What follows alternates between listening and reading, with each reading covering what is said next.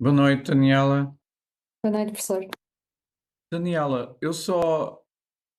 eu ontem estive a ver no spam mensagens perdidas e só ontem é que me apercebi da sua mensagem por causa da colocação dos provérbios. Não sei se. Minha?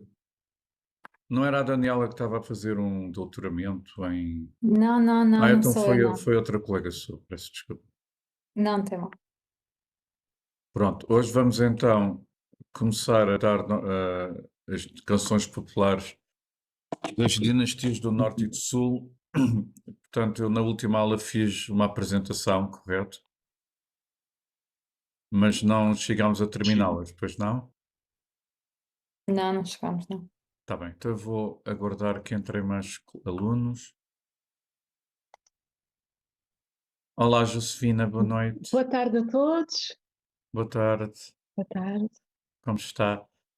Bem, Ah, obrigada. E como está, professor? também, está tudo bem. Hoje está um pouco mais frio, É verdade. temos frio muito. Então, hoje vamos dar as canções populares das dinastias do Norte e do Sul. Vamos dar também a poesia de Se da dinastia Song, a ópera da dinastia Yuan, ou dinastia Mongol, e vamos já fazer a introdução à ficção, portanto, aos romances das dinastias Ming e Qing. Eu também, se houver tempo, gostava novamente de ver convosco um daqueles PowerPoint que eu enviei sobre o Festival do Barco Dragão. Se houver tempo, vamos também uh, ver esse capítulo. Eu não sei se tiveram a oportunidade de ver o PowerPoint. Sim, eu olhei para o PowerPoint. Viram? Está bem. Então, fazemos isso hoje. Ah, Deixa-me só ver quantos alunos é que já estão. Temos neste momento apenas 3 pessoas, eu, a Daniela e a Josefina. Pronto. Vamos esperar mais 2 minutos Sim, sim. para ver se entra mais alguém na reunião. Ah, Se alguém quiser fazer alguma pergunta ou fazer algum comentário sobre a matéria anterior, o capítulo anterior, as odes da dinastia Han, que eu presumo que foram vistas até ao fim, correto? Ah, sim, Vimos também o poema sobre dois amantes, vimos. Liu Lanter e o Zhao Zhongqiang, Uhum. que acabam por se suicidar já depois de casados, porque da, a mãe de Zhao Zhongqing acaba por conseguir separá-los. Portanto, só para concluir, não se esqueçam que as odds UFO procuram sempre uma reflexão fiel da realidade social e também a realização artística, e tudo isto teve um impacto direto e de longo alcance no desenvolvimento da poesia das gerações seguintes. Temos primeiro as odes de Chu, lembram-se? Sim. Depois o livro das odes, este cancioneiro, o Odes da dinastia Han. E hoje vamos então começar com a parte referente às canções populares ou ao cancioneiro das dinastias do Norte e do Sul. O título em chinês é exatamente Canções Populares das Dinastias do Norte e do Sul. Nan, Bei, Chao. Nan, Bei, Chao. Como vocês sabem, Nan é sul, Bei Eu- é norte e Chao é dinastia, o período dinástico correto. Chao. Uhum. E Mian é povo. Ge é canção. Ok? Canção.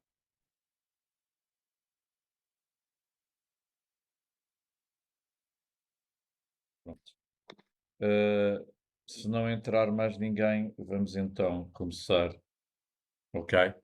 Sim. 南北朝民歌.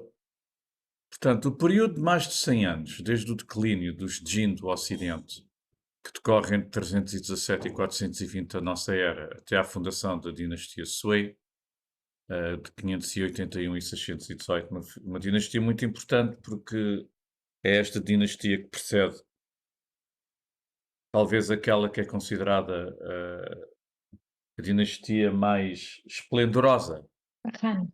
a dinastia Tang, Tan. a partir de 618 até 907, sensivelmente. Mas o período que precede, ou seja, aquele período que decorre entre o declínio dos Han do Oriente e a implantação, o início da dinastia Tang, é um período muito conturbado. E nós hoje vamos falar dele porque eu vou fazer uma introdução ao romance, à ficção das dinastias Ming e Qing, e vocês sabem que um dos romances principais é exatamente os Três Reinos, ok? Os Três Reinos, que decorre entre 184 e 280 da nossa era. Depois, quem assume a governação do norte da China são os Jin, que não eram etnicamente chineses, que governam o norte da China entre 317 e 420. E há mais um período de convulsões, até ao estabelecimento da dinastia Sui, que é uma dinastia relativamente próspera, que acaba também por dar algumas contribuições a nível não só do cancioneiro, como também da criação de poesia, enfim. Depois nós havemos de ver isso tudo nos capítulos seguintes. O que é que acontece durante este período das dinastias do Norte e do Sul? Há uma confrontação entre dois poderes, um no Norte e outro no Sul. E este período ficou conhecido para a história, por essa razão, para a história da China, como as dinastias do Norte e do Sul. Uhum. O cancioneiro popular das dinastias do Norte e do Sul foram criadas pelo povo chinês na esteira das odes Yuefu. Ou seja, uma coisa que caracteriza a civilização e a cultura chinesa é que, independentemente das guerras, das convulsões militares, económicas, políticas, que decorriam sempre entre as chamadas 8 grandes dinastias, a cultura, por assim dizer, a arte, em todas as suas vertentes, nunca deixou de evoluir. Por isso, como vocês podem constatar, as canções populares das dinastias do Norte e do Sul acabam por ser uma consequência das próprias odes Yuefu.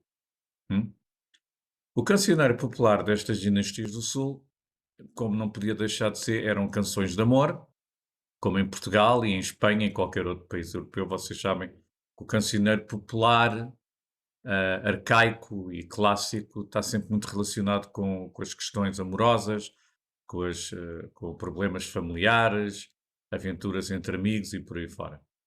Portanto, eram canções de amor que refletiam a inocente e pura vida amorosa do povo. E muitas delas eram cantadas por mulheres com um apelo refrescante e comovente.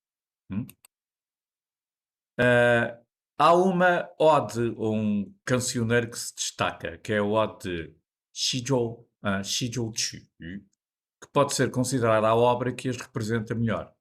Eu aproveitei para colocar um excerto.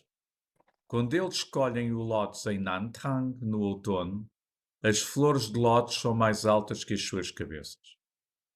Eles inclinam-se para apanhar as sementes de lótus, sementes translúcidas como água.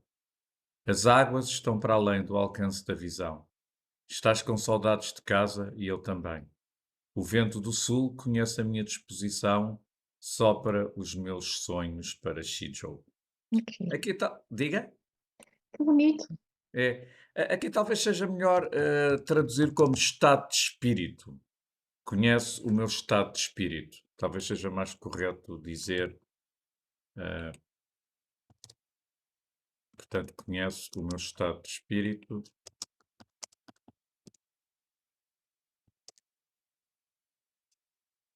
Sopra os meus sonhos para Shijo. Vamos então agora passar para o próximo, para a próxima apresentação de PowerPoint, que eu já vos tinha enviado, correto? Que é a apresentação 11. Estão a ver a partilha ainda, não estão? Sim, sim. Pronto, a conotação implícita nos versos desta ode, deste cancioneiro, Shijou, baseia-se na seguinte história. O amado da heroína deste poema, por assim dizer, não regressa à casa. Em consequência disso, a rapariga vai colher flores de lótus para se abstrair da solidão e do tédio. À distância de um lago, ambos estavam perdidos de amor um pelo outro. E finalmente ela pediu ao vento para levar o seu sonho até Shijou, onde estava o seu amor. Depois, outra ode muito famosa deste período, lembram-se da história da Mulan, que também foi popularizada pela Disney, que vamos ver mais à frente. Mais uma vez, acaba por reforçar a ideia que estas odes estavam sempre relacionadas com sentimentos, com paixões, com histórias de amor. A maioria do cancioneiro das dinastias do Sul pertence ao estilo de 4 versos com 5 caracteres em cada verso. É engraçado que o verso mais simples da dinastia Tang, o poema, o tipo de poema mais simples, acaba por seguir também este estilo. Vocês sabem que o poema mais curto da dinastia Tang é um poema que só contém 4 versos e cada verso contém 5 caracteres, correto? Agora, é evidente que o cancioneiro popular, uma ode, uma canção deste período, continha mais versos. O que eu quero que também vocês retenham é que, mais uma vez, se comprova que o cancioneiro popular também acaba por influenciar muito a poesia da dinastia Tang, que se segue após os Sui. Aliás, vocês vão acabar por constatar que aquilo que é a literatura clássica chinesa, ela vai sofrendo várias transformações, como é evidente, como a literatura clássica de qualquer civilização ou qualquer país que se tenha realçado, que se tenha destacado na criação de poesia e de ficção. Na China existe uma evolução constante e o cancioneiro, as odes, a poesia da dinastia anterior acabam sempre por influenciar bastante a poesia da dinastia que se segue. Pronto. E isto vê-se, por exemplo, neste caso da estrutura do verso das canções populares das dinastias do Norte e do Sul, acaba também por estar na base daquilo que acaba por ser o verso típico da poesia clássica Tang. Vocês já devem conhecer aquele que é considerado o poema mais famoso, pelo menos mais divulgado no Ocidente, que é o Yesi, Pensamentos Noturnos, do grande poeta romântico Li Bai. Chuang Qian, Ming Yue Guang, Yi Shi Di Shang Shuang, Ju Tou Wang Ming Yue, Di Tou Si Ku Xiang. Portanto, é um poema típico, clássico, da dinastia Tang, composto por 4 versos, e cada verso contém 5 caracteres. A linguagem é refrescante e natural, como não poderia deixar de ser, porque tem a ver com paixões, com amor, com sentimentos, e é bastante apreciado o uso de trocadilhos, o que possivelmente possui uma relação direta com a próspera condição económica e o belo ambiente envolvente da região de Jiangnan, no sul da China. Existem cerca de 500 canções folclóricas ou cancioneiro das dinastias do Sul que foram preservadas até hoje. Ok? Chegamos então à Mulan. Mulan-se. Portanto, a maioria do cancioneiro popular das dinastias do Norte foram criadas por diferentes grupos étnicos da China. Volto a referir que uma destas dinastias do norte foram os Jin, que não eram etnicamente chineses. E por isso reflete a vida social de vários grupos étnicos do norte em muitos aspectos. Devido ao facto que as dinastias do norte estavam frequentemente envoltas em guerra, o conteúdo da maioria destes cancioneiros está também relacionado com a guerra. Eu tinha que colocar aqui também, peço desculpa, está também relacionado com a guerra. O poema mais longo criado durante este período é exatamente o famoso poema narrativo Mulan, Mulan, Orquídea, Mulan Tse. É naturalmente a obra mais conhecida deste período conturbado.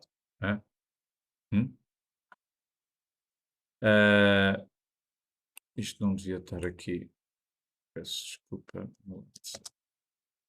O Mulan Tse descreve a heroína Mulan como uma personagem corajosa, inteligente e de caráter nobre.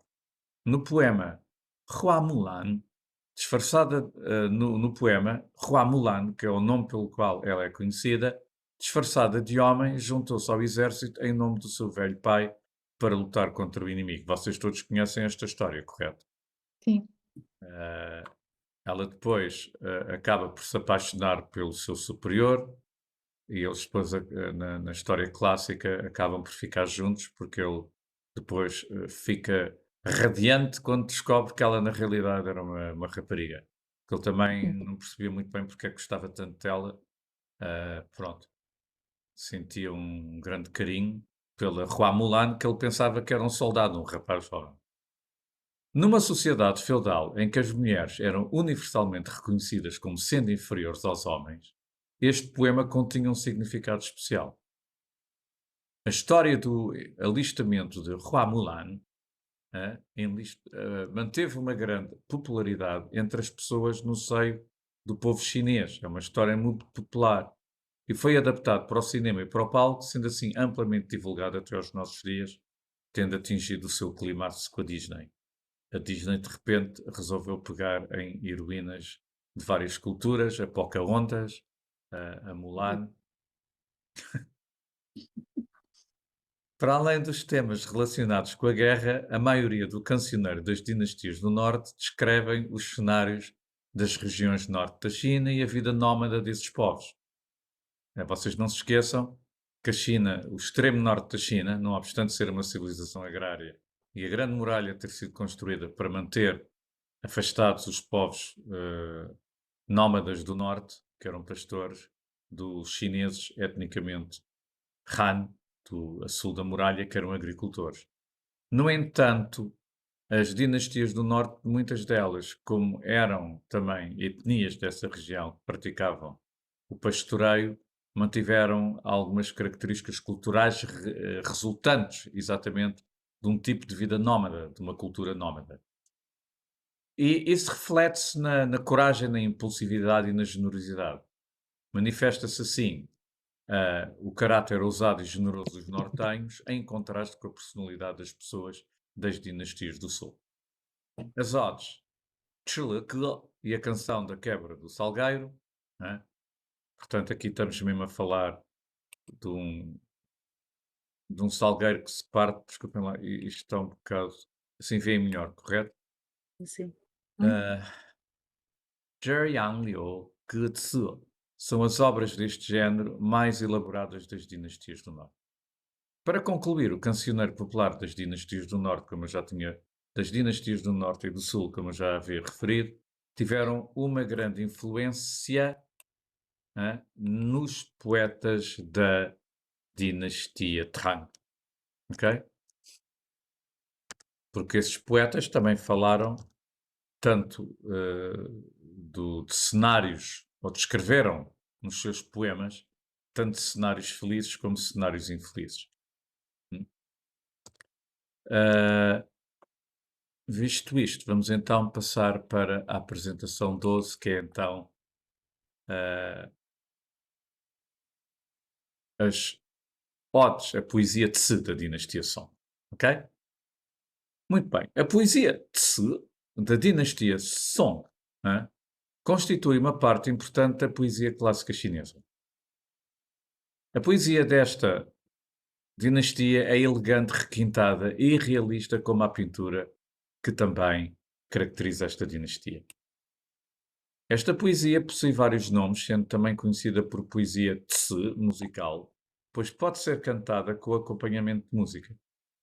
A duração dos versos num poema tse diferem, pois também podem ser designados por versos longos e curtos. E a razão pela qual existe mais do que uma denominação no que se refere à poesia tse está relacionado com o fato da relação íntima que existe entre a poesia tse e a música, e também está relacionado com a diferença existente na característica, na estrutura e na forma entre a poesia tse do Song e a poesia tradicional Kata. Existe uma evolução, porque a poesia estava sempre a evoluir, mas acabava por ser sempre uma consequência também da poesia anterior, do estilo anterior ou da dinastia anterior.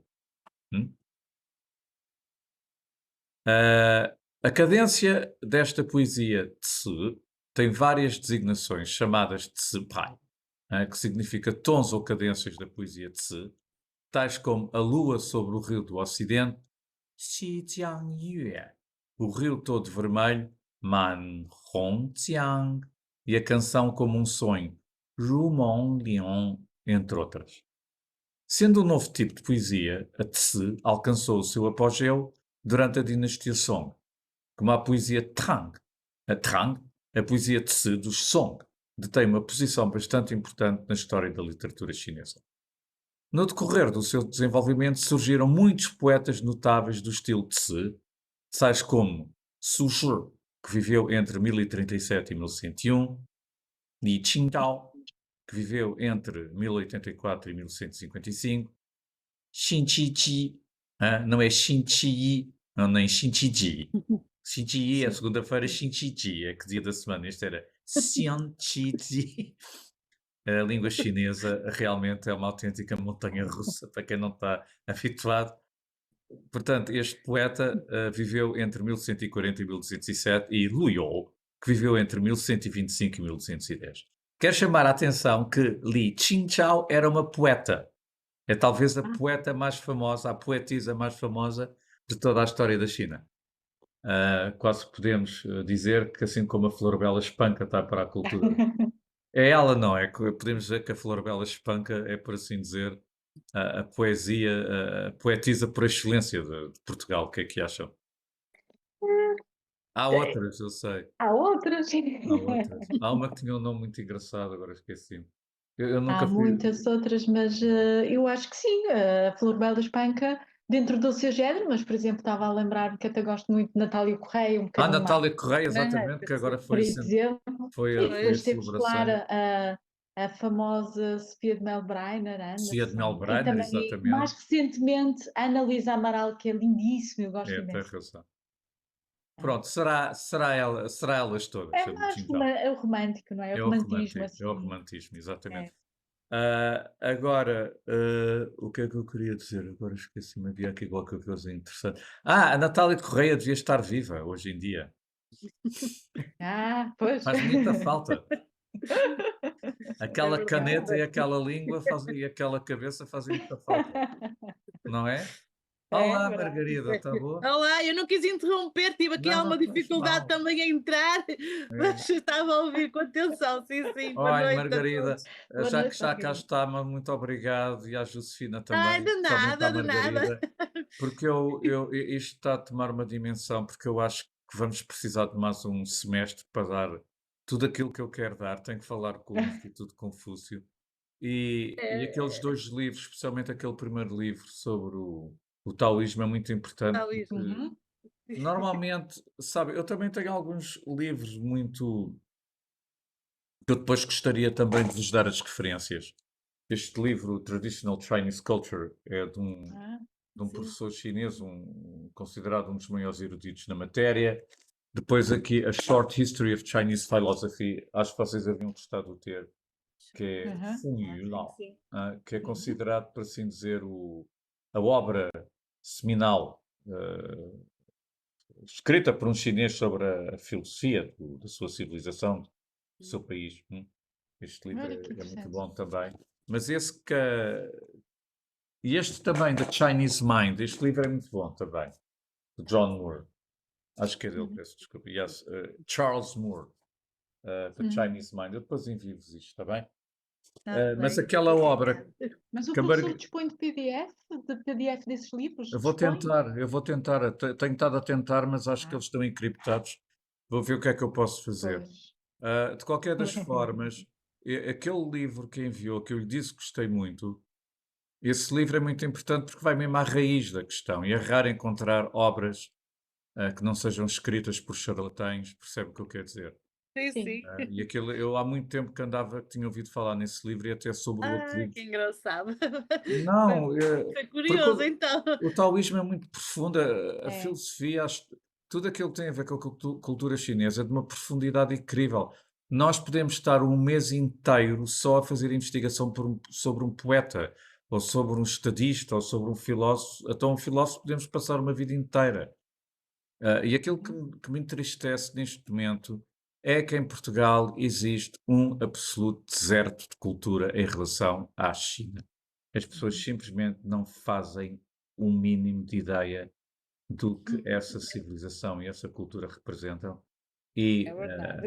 é assustador porque o primeiro emissário autorizado a deslocar-se até Pequim foi o Gaspar da Cruz, um jesuíta português, e muitos dos nossos jesuítas, incluindo o Mateo Ricci, que estudou em Macau, foram conselheiros de dois imperadores chineses da dinastia Qing e Uhum. as pessoas não fazem ideia. Não, hoje em dia Sabem, existe não. uma vulgarização absoluta de tudo. E eu sinto-me à vontade para falar convosco porque vocês são pessoas que estão profundamente dentro do assunto.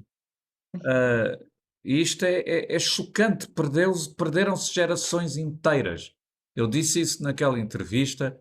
Em Portugal perderam-se gerações inteiras que não aprenderam rigorosamente nada sobre o estado de civilização mais antigo do mundo. E que teve sempre uma relação excelente com Portugal. Temos uma relação histórica com 500 anos, da qual os chineses se orgulham e não se envergonham. E nós podíamos ser um país talvez com o melhor centro de sinologia do mundo e não o temos. É verdade. Pois. Porque vocês sabem que lembram-se do que eu vos disse no início sobre a cultura chinesa. É introvertida e extrovertida, mas ela só se torna extrovertida quando existem impulsos externos. Ou seja, quando é o fator externo a pedir a colaboração ou a ajuda, percebem o que eu quero dizer? Pois. Infelizmente nada disso aconteceu, mas olhem, vocês são umas privilegiadas porque naturalmente interessam-se pela questão. Outra coisa que eu quero chamar a atenção, nós já estamos a entrar no período da dinastia Song, que é o início da modernidade da China. Para os eruditos e intelectuais chineses, o século XII representa por excelência o início da modernidade. É um período de grande sofrimento. É quando os mongóis invadem a China, quando a dinastia Song é obrigada a dividir-se em dois, depois da queda da dinastia Song do Norte, eles refugiam-se em Hangzhou, torna-se a capital da China, dinastia do Sul, correto?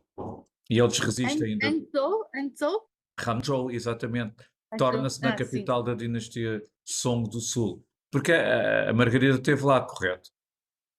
Tive, É por isso é que Exato. passei lá, sim. Lembra-se que há muita água e Numa naquele das- período Numa das viagens e é quando eu muito fui, bonito, não é? estava tudo florido, estava lindo, lindo, Que lindo. lindo, é muito verde. Muito bonito E sabe mesmo. porque é que eles conseguiram, porque é que os Song conseguiram ainda resistir mais 50 a 70 anos aos mongóis, que mais nenhuma nação do mundo conseguiu? Foi porque a zona circundante, e a Margarida esteve lá, e pode imaginar como é que seria no século XII, estava rodeada de pântanos e charnecas e água, e a cavalaria mongol chegava ali e parava. Pois. Porque o poderio militar mongol assentava exatamente no cavalo, correto? E eles pararam ali. E a dinastia Song do Sul, Hangzhou, era talvez, não obstante os horrores resultantes da invasão mongol, era um dos locais mais prósperos e desenvolvidos do mundo. Foi em Hangzhou que pela primeira vez um Estado aproveitou o dinheiro das taxas que cobrava às casas de jogo, às casas de chá, aos prostíbulos, e usava esse dinheiro para criar asilos, mas que eram asilos bem assistidos para pessoas de idade, para doentes, hospitais, clínicas, etc. E foi o primeiro sítio do mundo onde se começou a utilizar papel higiênico e palitos para os dentes. Portanto, Isto são coisas que interessam Uhum. vocês São saberem, curiosidades, são pois. curiosidades que interessa saber. Agora, eu acho que iam gostar de saber então que hoje vamos falar da poetisa por excelência da civilização chinesa. Uma mulher extremamente sensível, e vocês vão se aperceber disso. Ela fez mesmo uma reflexão, uma introspecção profunda sobre o que era o amor e a paixão. Hum? Portanto, é Li Qingzhao. Li Qingzhao. Viveu entre 1084 e 1155. Não se esqueçam que a seguir aos Song, os mongóis, após conquistarem os Song do Sul, após a conquista de Hanzhou, que não foi um episódio tão trágico como o que aconteceu no norte. Vocês sabem que a China, quando os mongóis invadem o norte da China, a população chinesa era de cerca de 45 a 55 milhões. Quando é fundada a dinastia Song do Sul, ou seja, quando é a capital, é movida para Hangzhou, restava metade dessa população, cerca de 20 milhões. Vocês sabem que as invasões mongóis eram episódios terríveis de destruição e de morte. Eles chegaram ao Danúbio, como sabem, e pararam ali. Mas pronto, não deixam de ter valor. É um grande povo, são um povo de conquistadores, não é? Na época isso eram situações que se aceitavam, que se percebiam. E os chineses, melhor que ninguém, também por causa de tudo o que teve na gênese da construção do seu império e da sua civilização. Portanto, a seguir é a dinastia Yuan. Não se esqueçam que é durante a dinastia Yuan que chegam os primeiros emissários papais à China. E o grande comerciante e, por assim dizer, dinamizador do conhecimento do que era a China na Europa, que foi o Marco Polo. Marco Bom, pois. É ele que divulga, é ele o grande dinamizador da divulgação da civilização e da cultura da China na Europa. O Marco Polo, aliás, chamavam-lhe o Milhão, porque ninguém queria acreditar naquilo que ele estava a relatar, porque Sim. a As dinastia mongol... famosas viagens de Marco Polo, não é? Exato. Vocês sabem que, independentemente de ser ou não uma dinastia estrangeira, tanto os mongóis como os manchus foram completamente absorvidos pela civilização chinesa.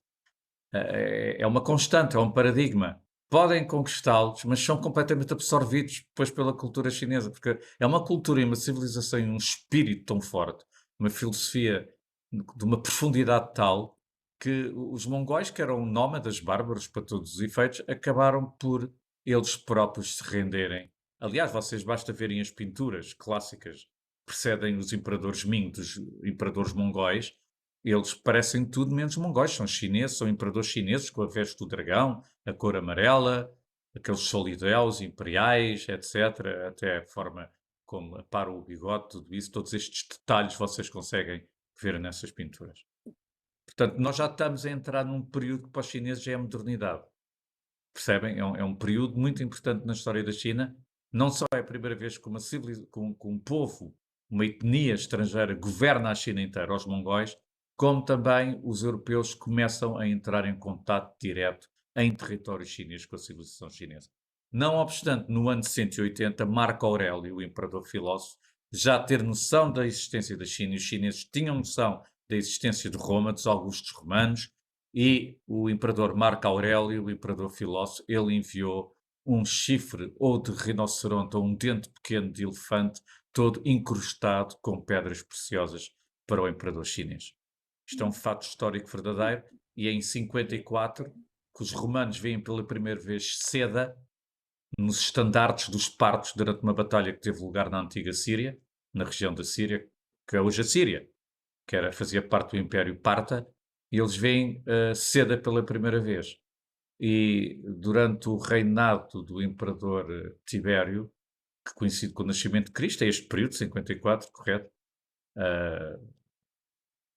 Ele, durante os imperadores que se seguiram, chegou a um ponto em que a importação de seda causou inflação no Império Romano.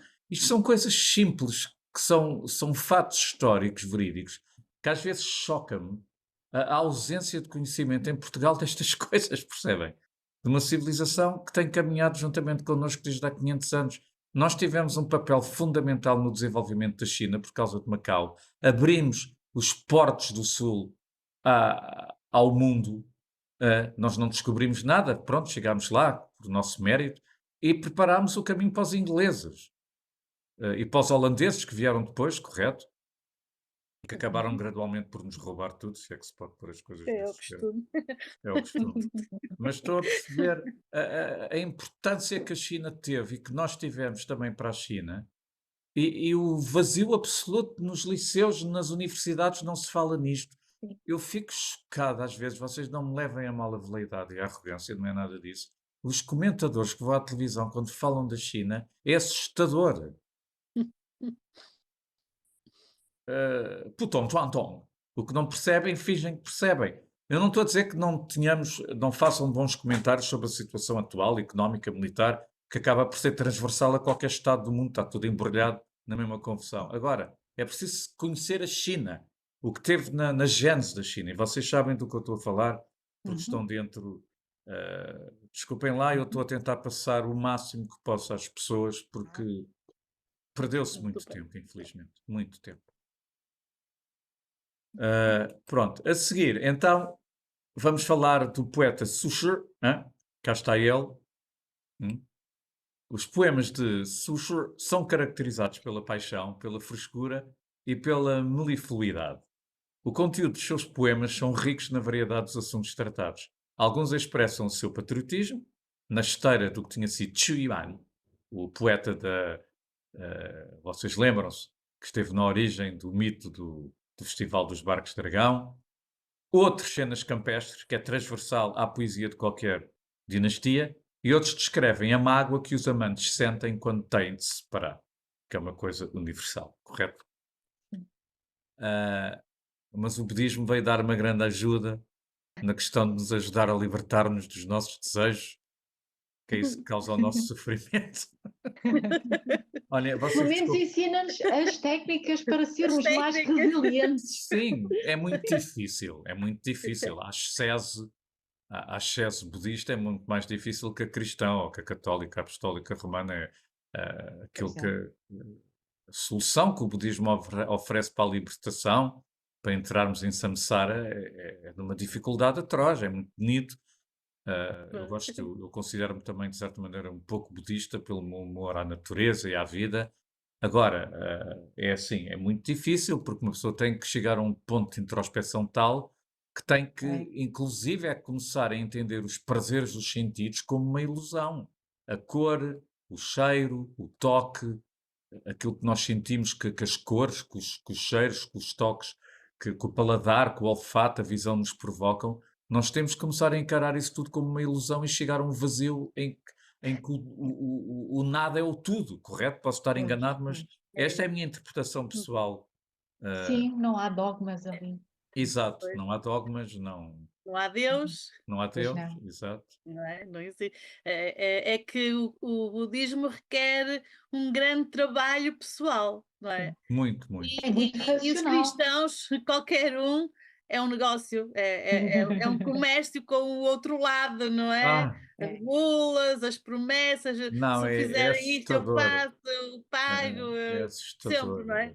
E desde o início. E Desde o aqui início, não. a grande máfia italiana, a grande máfia de Tudo. Fátima e por aí fora, Deus me perdoa, mas é o Sim. que é, não é?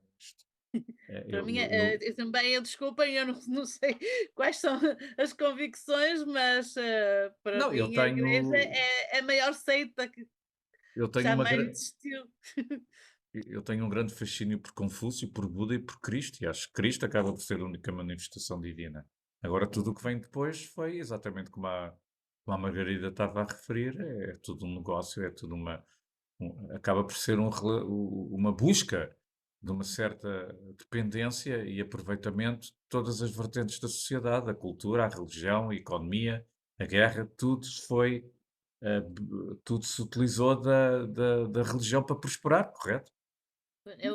Ainda o Nathaniel disse: há um tempo para a paz, outro para a guerra, agora estamos no da Pois, guerra. exato. Tão Não há simples meio como isso, termo. não é? Não há meio termo. É Confúcio verdade. disse uma coisa muito positiva. O guerreiro e o sábio hão de sempre existir lado a lado. No dia em que se juntarem num só, o homem perfeito liberta-se. Bom. Infelizmente estamos à espera há Exato, 2500 é anos. verdade. É verdade. Só um pequeno à parte, já que estamos a falar Diga. nisso. Eu encontrei já há algum tempo Hum, é um site sobre sim. gnosticismo, a propósito de todos os documentos que têm sido Uhum. encontrados, não só em Qumran, mas como é que chama aqui? Não sei o que, Amadi, já não me recordo. Sim, E, sim, eu estou a e seguir, são sim. cópias e cópias muito semelhantes umas das outras, não é? Uhum, E ali é que, pelos vistos, está a explicação da teoria, entre aspas, de Jesus, não é? E uhum, aquilo é que está muito próximo daquilo em que ele acreditava e o que exato. pregava. Uhum. Muito interessante, mas realmente faz com que tudo aquilo que nós aprendemos desde criança é exatamente o oposto. O Pois. oposto, Tudo exatamente. através do que está escrito, e é que não é Exato, só uma cópia, aparece num grupo e claro. depois, inclusive, aparecem cópias dos livros de Platão, está tudo misturado, porque Uhum, eram os monges que tinham sido, portanto, tinham vivido naquela zona, não é? Em claro. determinadas comunidades, depois foram perseguidos e mortos, não é? A grande parte, então eles conseguiram fazer. Um dos papéis deles era fazer cópias do que existia, não é? Uhum, Então resolveram fazer isso e estão a descobrir, mas deve haver muito mais coisas. E é que repetem, pois. descobrem noutro lugar e repetem, e é engraçado como é que nós. E temos a história do Demiurgo, que é um Deus incompleto, e daí é que nós cá Uhum. estamos. Não é? Não, Partilha uma coisa muito interessante. e não Tudo é aquilo só tem que isso. são horas e horas de Sim, textos. sim. Aliás, todos os grandes mitos e dogmas, pelo menos no que diz respeito à grande massa continental euroasiática, têm a sua origem ou no Extremo Oriente ou então na zona do Levante e no Egito. Está lá Uhum. tudo. É lá que nascem É tudo. todos os mitos e todos os dogmas e tudo aquilo que acaba por estar na gênese da própria religião cristã. Enfim, como a Margarida disse, são milhares de horas e milhares de quilos de Não, porque documentos. são tantas coisas, Exato. explicam muito bem, mas o Egito continua a ser a caixinha de surpresas Sim, sim, sim, sim. do E, que e foi já o agora estou, mundo há milhares de anos, não é? sim, É. eu estou a ouvir a Margarida falar e agora de repente lembrei-me, será, o que é que, para além disso, poderá ainda estar dentro da famosa Biblioteca do Vaticano? Ah, Ou seja, sim. o que é que haverá lá dentro Olha, também? é exatamente aquilo que é insinuado naquele grande filme e obra do Humberto Eco, O Nome da Rosa. O nome da rosa, pois, sim, sim. Tudo o que. E realmente, mesmo estes manuscritos, eu acho que o Exato. nome é Nag Hammadi, não tem nada a ver Então com depois o ramo. envie, se puder, a referência, Eu está posso bem, mandar, Margarida? Está bem? é uma senhora brasileira e Uhum, explica aqui, mas ela deve estar já há uns 3 ou 4 anos, Hum, ela dedicou-se a, ao estudo do gnosticismo sim. e à divulgação disso, não é? E depois explica exatamente as ilusões, é porque quanto mais caminhamos no tempo Hum, para trás, eu acho que a verdade está mais próxima sim, daquilo sim, que é sim, o sim. início, que não se sabe bem o que é ainda, não é? E a maior parte das Claro. pessoas nem sequer tem uma mínima noção. Mas quanto mais se recua no tempo, eu acho que mais autêntico é. E lá Hum. está, temos o Egito, a China e a Índia. E a Índia, Não há exatamente. dúvida, não é? uhum. Portanto, Sim, pelo sim. menos, e vamos todos, E a todas Suméria as também. E a religiões, Suméria. Sim, a sim, Suméria. sim, a Suméria, sim, sim, sim, a Suméria, aquela zona É, toda tem exato. muito para contar, dentro da própria mitologia tem muito para O Sim. contar. crescente perto. Então vamos voltar à nossa poetisa, Vamos. ok? Uhum. Portanto, Li Qingzhao foi uma notável poetisa chinesa. As suas obras são requintadas e refinadas e plenas de sentimentos sinceros.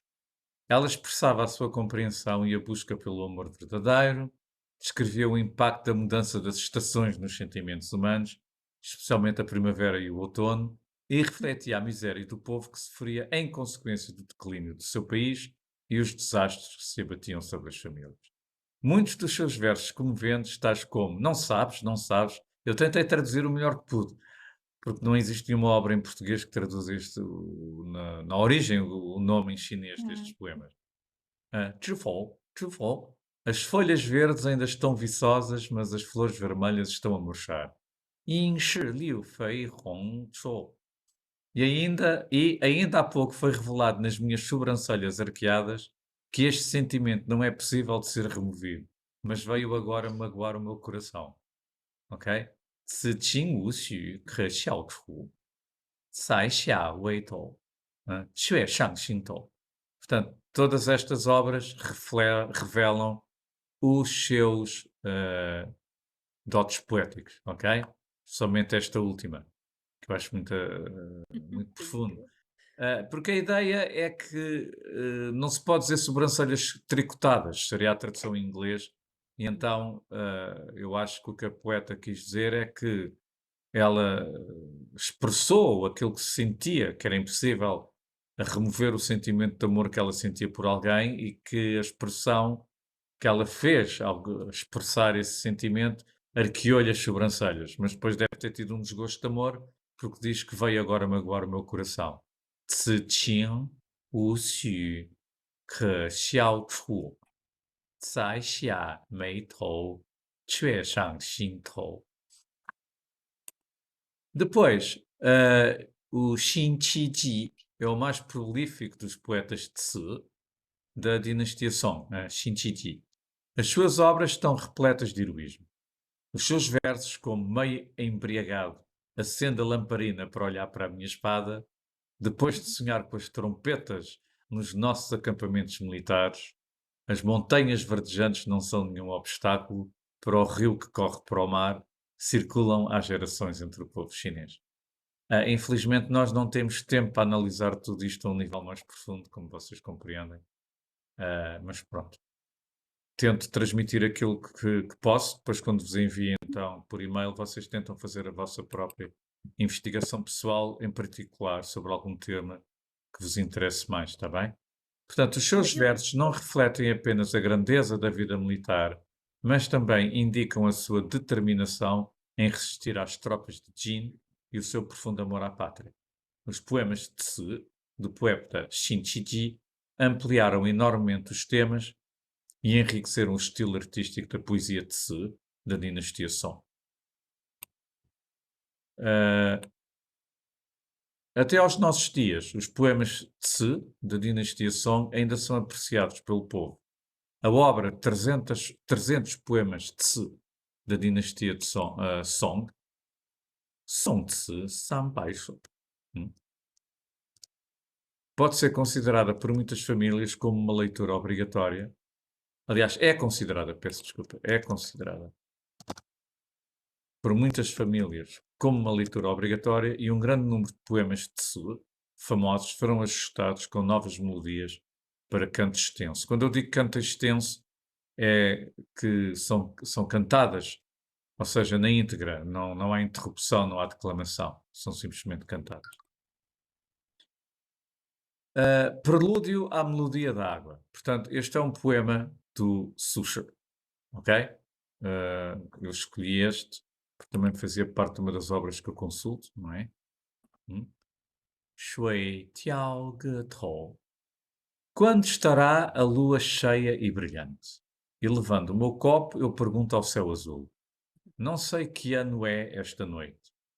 No distante palácio do céu. Eu desejo regressar a casa com um vento favorável, por medo de não aguentar o frio gélido. Lá no alto, nas torres de mármore e nas casas de jade, eu danço freneticamente com a minha sombra solitária, como se eu não estivesse no mundo dos humanos. A lua circunda o armário vermelho, espia pelas janelas de seda e brilha sobre o homem insone. A lua não deveria sofrer o ódio, porque está sempre cheia quando as pessoas partem. As pessoas podem ter tristezas ou alegrias, e a lua pode estar sombria ou brilhante. Isto nunca pode ser perfeito destes tempos antigos. Eu desejo que todos nós pudéssemos ter uma longa vida partilhando a bela lua, mesmo a quilómetros de distância. Cá está novamente a lua. A lua, sempre tão importante. Sempre, É, sempre. para os Está chineses e sempre para os poetas presente, não é? chineses. Exato. Sempre presente. Eu também coloquei o mesmo poema em caracteres em pinyin. 明月几时有？把酒问青天。不知天上宫阙，今夕是何年？我欲乘风归去，又恐琼楼玉宇，高处不胜寒。起舞弄清影，何事在人间？转朱阁，题其户，照无眠。不应有恨，何事长向别时圆？人有悲欢离合，月有阴晴圆缺。此事古难全，但愿人长久，千里共婵娟. É evidente que isto, lido mesmo por um chinês erudito e acompanhado com música, é muito mais bonito. Mas pronto, é mais um poema que vocês podem ter convosco. Eu tentei traduzi-lo o melhor que pude para português. Eu gosto muito, acho que é muito bonito. Isto é muito bonito, muito É. bonito. Eu gostava de dizer uma coisa, se não se importa. Diga à vontade. Eu não sabia nada Sim. de poesia chinesa, não é? E depois, quando começamos a falar do Li Bai, esse conhecia de nome, não é? Aham. Mas não conhecia os poemas. E fui à procura na internet, não é que é o Uhum. costume, e encontrei um poema que eu achei muito engraçado, é como se fosse um enigma, Aham. que é Qual é também que é? Diga. ah, Eu gosto muito de do Li Pai. Mas não é dele, Ah, é de um poeta budista, também uhum, da dinastia Tang. Eu até uhum. ia perguntar se nos ia dar alguma coisa sobre esse poeta, que chama-se Wang Wei, Wang que Wei. era Wang Wei é talvez, não é talvez, é um dos poetas mais famosos da dinastia Tang, juntamente o Li Bai, não com o é? Li Pai, Wang Wei. Pois. Ele E então tem. tem um poema que é Hum, Painting Hua, que é tão sim. interessante, a pessoa chega ao final e é como se fosse um enigma e só no final é que percebe o que é. Hum, Achei aquilo extraordinário. Eu não sei se, sim. se, se vamos dar alguma coisa sobre, Wang Wei. sobre Eu, esse eu ainda estou a poema. preparar. Aliás, vocês não se vão assustar. Eu acho que vou precisar de 2 horas para dar a ficção da dinastia de Xing Yiming. E depois, talvez, outra aula só novamente para a poesia da dinastia Tang. Eu acho que vão ser para aí 40 slides só para a dinastia Tang. Vamos continuando Sim, pelo próximo mas ano. o Wang Wei é, por assim dizer, juntamente com o Tu Fu e o Li Pai, um dos poetas que formam aquele conjunto de poetas mais famosos da dinastia Tang. Aliás, eu já vos tinha dito que todos os intelectuais e políticos chineses e homens de Estado, eles eram junzi, eram cavalheiros, era aquilo que qualquer homem aspirava a ser na China antiga e mesmo hoje em dia. E eles eram extremamente polivalentes. Eu não gosto de usar esta palavra, mas pronto. Porque tinham bastantes, por assim dizer, dons, tinham bastantes qualidades e ao mesmo tempo exerciam diferentes funções dentro da sociedade. O Wang Wei, por exemplo, era músico, pintor, poeta, político. Portanto, eram homens com bastantes qualidades, com bastantes atributos. Eram com um pensamento extremamente profundo e por essa razão conseguiam atingir esses níveis de abstração na poesia. Mas a Margarida sabe dizer qual é esse poema? Eu já estive para partilhar, mas queria falar primeiro com o professor, não é? Porque Não, por começou amor de Deus, qual é o bem tema? encontrando. Eu posso partilhar Sim, para o WhatsApp. sim, eu estou aqui. Será A Song at Weichang? Ele tem muitos, tem Deer Park, o Hermitage, Birds Calling in the Ravine, A Study, A Song of an Autumn Night. O nome dele é Painting, é o quadro mesmo. O quadro. O nome Então eu vou partilhar. Envie, se faz favor, Margarida, que eu descubro já isso num instante. É muito São simples. muitos. Mesmo os caracteres, né? Para Exato. quem está a estudar chinês assim, ainda no princípio, acaba por. Sim. Olha, Ah, eu achei tão bonito porque é diferente dos outros. A pessoa está a sim, imaginar o que sim, é aquilo, depois chega ao final e tem uma resposta. sim. Ora, estou aqui à procura do curso de cultura chinesa.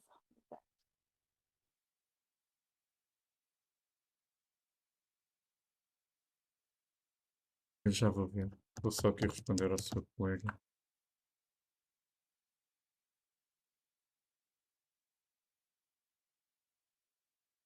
Já recebi. É mesmo curiosidade, mas eu não procurei, que eu nem sequer sabia da existência do poeta, mas apareceu-me logo e eu Uhum. comecei a ler, porque Sim, estão a explicar caractere por caractere claro. e achei lindíssimo também. Este é lindo pela beleza, este é Uhum. pela. Ai, desculpe, mas Portanto, mandou para mim. não. Depois poderá ver o vídeo da gravação da aula.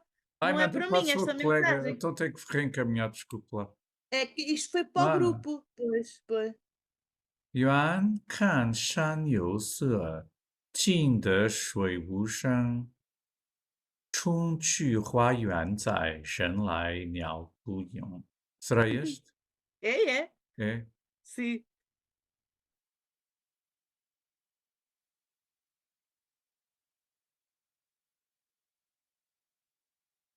É só este, não é? É só esse.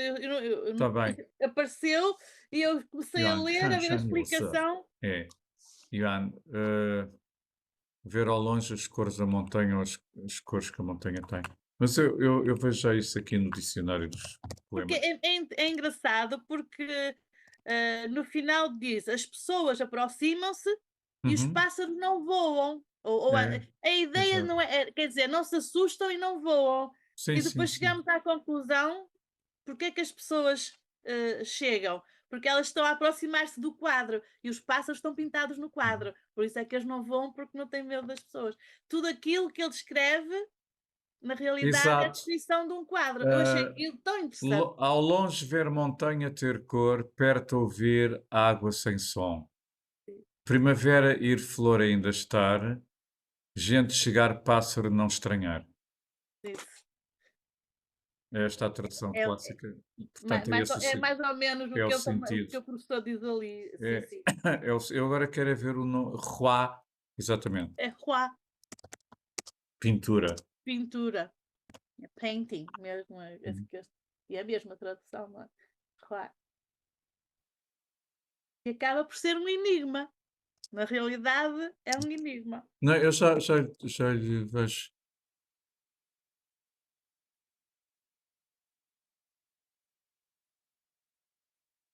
Vamos só ver este propósito. Se ele não ter. Study. Por favor. Oh.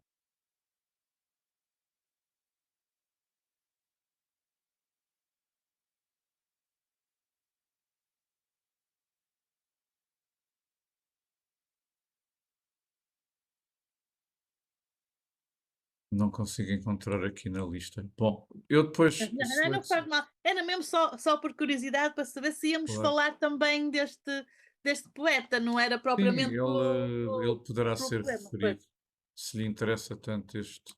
Não, né? É só.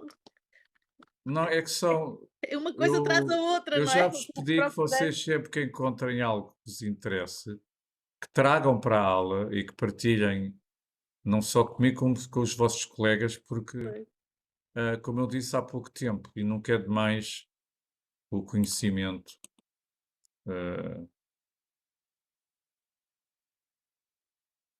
Mas eu não consigo agora isolá-lo aqui, mas está. Então, vamos agora voltar.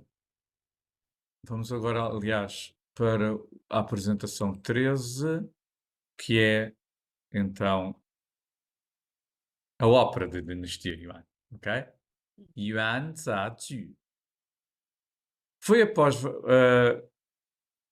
a ópera, aquilo que é a ópera, também acaba por ser a ópera chinesa, na sua gênese, na sua raiz mais antiga, acaba ela também por ser uma consequência da evolução do cancioneiro, da dança, da música, do cantar.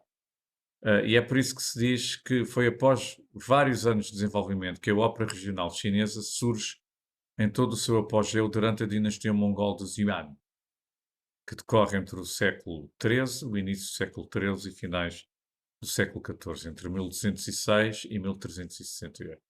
Por esta razão, foi um estilo de ópera bastante desenvolvido e amadurecido que integrava música, canto, dança, atuação e fala. Por essa razão, o surgimento da ópera da dinastia Yuan, Yuan é a dinastia, né? Yuan Tai, Zaju é ópera. Ópera. Portanto, é considerado a idade, sim, é a expressão antiga para a ópera. Embora hoje em dia a ópera de Pequim ou a ópera é Jiangxi. E, portanto, o surgimento da Yuan Zaju faz da dinastia Yuan a idade de ouro da ópera chinesa. No espaço de menos de um século, imaginem, e de acordo com as crónicas, existia o registro de mais de 200 dramaturgos e de mais de 700 roteiros de Zaju. Quando eu digo roteiros, é a tradução da expressão, por exemplo, em inglês, script, ok? Guiões, Roteiro. pois. Como? Guião, os Os guiões. guiões, exatamente. Da. Espera aí só uma coisa.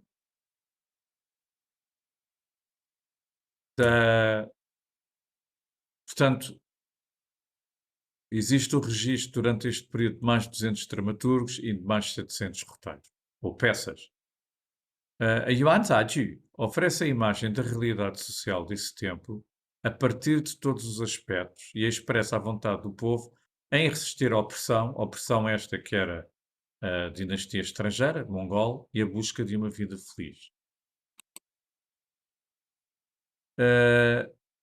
Possivelmente o dramaturgo mais prolífico da dinastia Yuan foi Quan Han Qiong, que viveu entre 1241 e 1320. Foi responsável pela criação de mais de 60 peças, das quais 18 ainda existem. Temos aqui uma figura desse dramaturgo. A maioria destas obras, que refletiam a miséria e a luta das mulheres no nível inferior da sociedade, elogiam a sua sabedoria e a sua coragem. Portanto, ele era um defensor da condição da mulher. A obra mais representativa de Quan Hanqing é As Queixas de Tou. Tou, também conhecido como Neve no Meio do Verão, já vão perceber porquê. E é também a tragédia de Zaju, mais célebre. Ok? Vou só aumentar para vocês poderem ver melhor. Portanto, As Queixas de Tou, a Yuan, é a tragédia mais famosa das obras da ópera da dinastia Yuan. Esta ópera é uma tragédia autêntica, é uma história muito triste. Relata a história de uma mulher jovem com um coração bondoso chamada Tou, que foi vítima de uma calúnia, falsamente acusada e atirada para a prisão pelas autoridades locais, sendo finalmente sentenciada à pena de morte. Nos terrenos da execução, ela fez uma profecia. Profetizou várias coisas. Profetizou que o sangue ia salpicar e espirrar tudo e todos, que ia nevar em junho, lá está a neve a meio do verão, e uma seca que iria durar 3 anos. E como esperado, todas as suas profecias se cumpriram.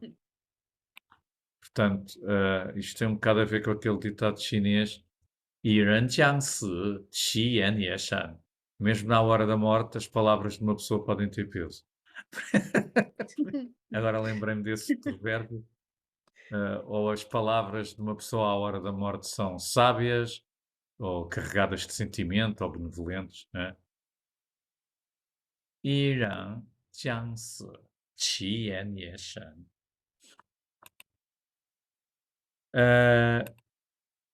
continuando. O que é que se passa aqui? Desculpem.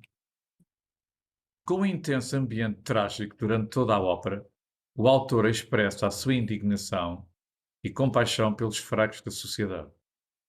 Esta peça de ópera também representa uma obra grandiosa que combina realismo e romantismo nas Yuanzhaji, portanto, nas óperas da dinastia Yuan.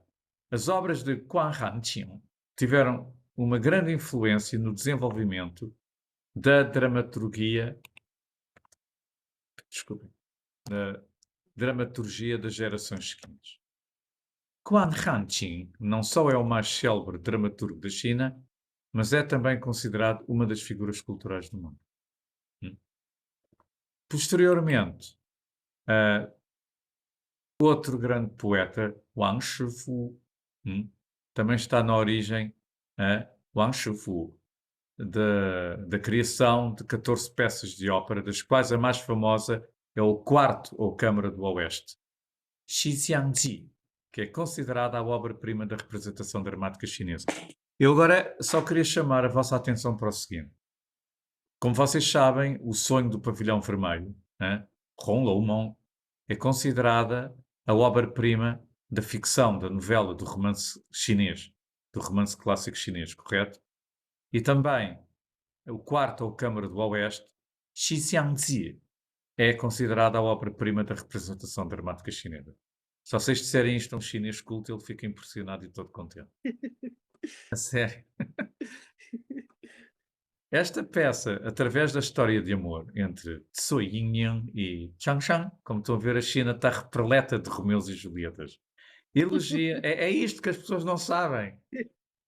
Elogia de forma elevada a coragem destes amantes na busca de um casamento livre e a sua oposição à ética feudal. Ok? Considerando que todos aqueles que estão apaixonados se casarão. Yuan tianxia you qing ren zhongcheng juanshu. Portanto, todos aqueles que estão apaixonados se casarão, nem que seja na outra vida, não é? Ou no céu. Yuan tianxia you qing ren zhongcheng juanshu. As personagens principais, tais como Cui Yingning, Chang Shang e Hong Niang, são bastante conhecidos e populares em toda a China. Então selecionei estas imagens, alusivas, portanto, a esta peça. Outros dramaturgos famosos deste período foram Ma Zhiyuan, que viveu entre 1250 e 1321, Bai Bu, entre 1226 e 1306, Zheng Guangzu, entre 1260 e 1320, e Qi Zunxiang, que eu não consegui encontrar uma data exata. Pois. Ele sabe que se viveu entre o século XIII e o século XIV, entre outros dramaturgos. À semelhança da poesia da dinastia Tang e da poesia Tzu da dinastia Song, a Yuanzhaji ocupa um lugar de destaque na história da literatura chinesa. Muitas das óperas da dinastia Yuan ainda são hoje representadas em palco e outras foram adaptadas ao cinema e à televisão. Especialmente a tal peça que eu referi, que é a obra-prima. A obra-prima da representação dramática chinesa, Xixiangji, o Quarto ou Câmara do Oeste. No século XVIII, a ópera O Órfão da Família Zhao foi introduzida na Europa e depois transformada numa peça intitulada O Órfão da China, que atraiu a atenção internacional. Ok? Dê-me só um momento para... Ainda vos referir outra coisa.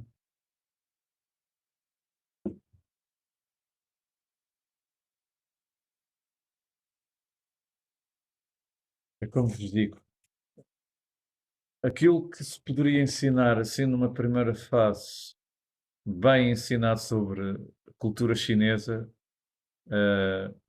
requer pelo menos 4 anos. Mas pronto.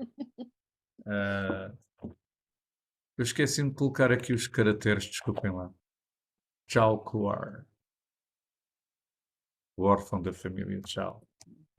Zhao, isto não é para o chinês. Zhao.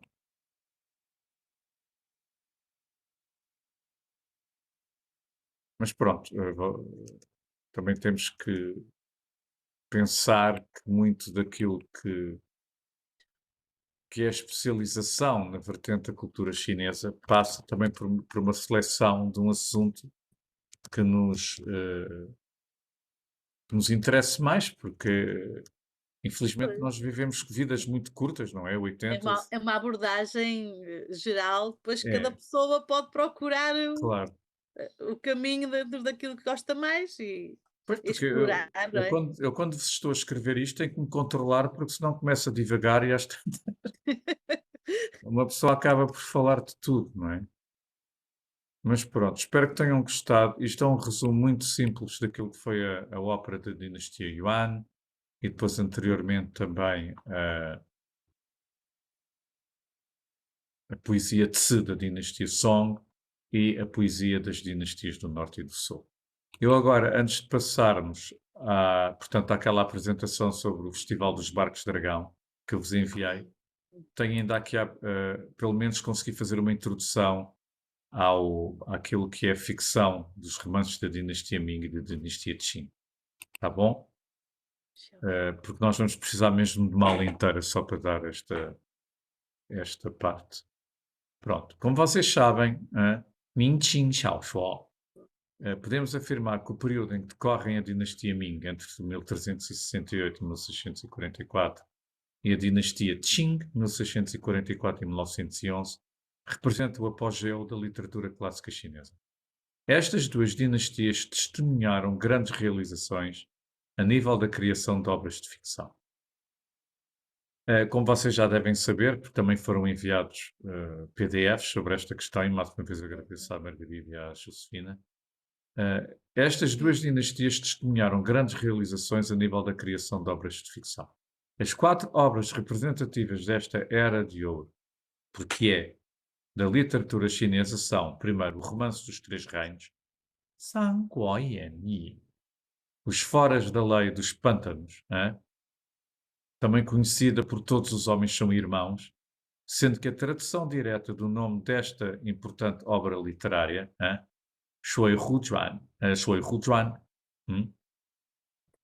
da China, significa em português biografia das margens da água, porque o último caractere, Zhuan, significa biografia, Shui Hu é margens da água, ok? E depois temos também a obra-prima da literatura de ficção.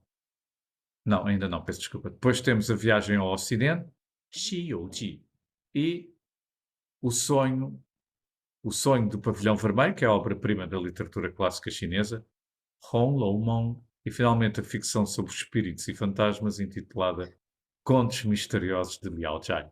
Liao Jai Zhi. Falando um pouco destas obras, começando pelo Romance dos Três Reinos, mas fazendo um resumo do que elas foram, as outras obras anteriores que foram referidas. Estas obras gozam de elevada reputação por todo o mundo. Vocês sabem isso e têm noção disso. Destacando-se o facto que foram adaptadas para o cinema e para o palco, conquistando a preferência do público a nível internacional. Eu acho que a Margarida, que é da minha idade, nós somos da mesma idade, eu tenho mais velha, mais velha. Eu tenho Sim, 57, pronto. Eu tenho mais 10. Pronto. Mas a Margarida lembra-se dos heróis de Shaolin. Sim. Os heróis de Shaolin foram baseados exatamente no romance dos Fora da Lei dos Pântanos, os Foras da Lei dos Pântanos. Portanto, isto apenas para enfatizar que muitas destas obras foram adaptadas para o cinema e para o palco. Mesmo o Sinal do Dragão foi baseado também nos romances deste período. Como vocês sabem, A Viagem para o Oeste, que é o monge chinês que se torna budista e que viaja para o Oeste, também foram feitas várias adaptações para o cinema, para a televisão. romance dos três gêmeos. É o primeiro.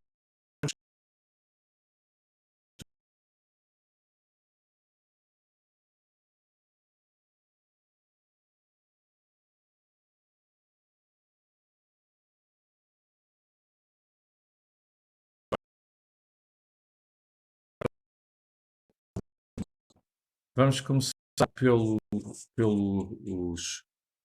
Três Reinos, ok? O romance dos Três Reinos, que, como eu acabei de referir, é o primeiro romance histórico da China por excelência. Os outros três, o romance dos. Vamos voltar ao slide anterior. Os Foras da Lei dos Pântanos acabam também por ser um romance importante porque é por assim dizer, a obra chinesa literária mais importante na exaltação daquilo que são os valores da fraternidade, da solidariedade e da oposição à opressão e à injustiça. Portanto, um é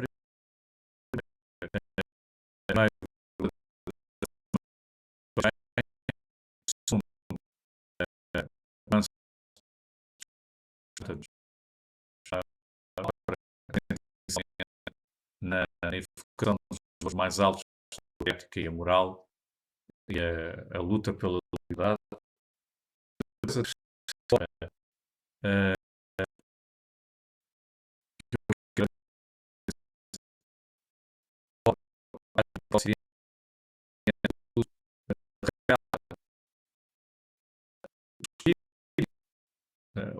O lado extrovertido da cultura na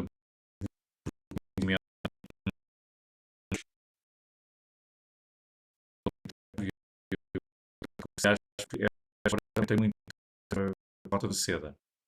Embora a Rota da Seda tivesse sido criada quase 1500 anos antes deste romance ter sido escrito, mas acima de tudo tem também a ver com misticismo, com religião. Ligado ao budismo e aos mitos budistas e a tudo aquilo que tem a ver com a mensagem, se assim podemos dizer, ou a essência do budismo e da existência humana. O Sonho do Pavilhão Vermelho é uma verdadeira novela, um verdadeiro romance, porque é um romance que, acima de tudo, fala de todo o ambiente envolvente num aristocrático, um ambiente chinês aristocrático, e que dentro desse ambiente decorre uma história de amor bastante profunda. Portanto, é um romance pleno de sentimento, de tragédia, de intriga, de ciúme, de malícia, tudo aquilo que vocês possam imaginar.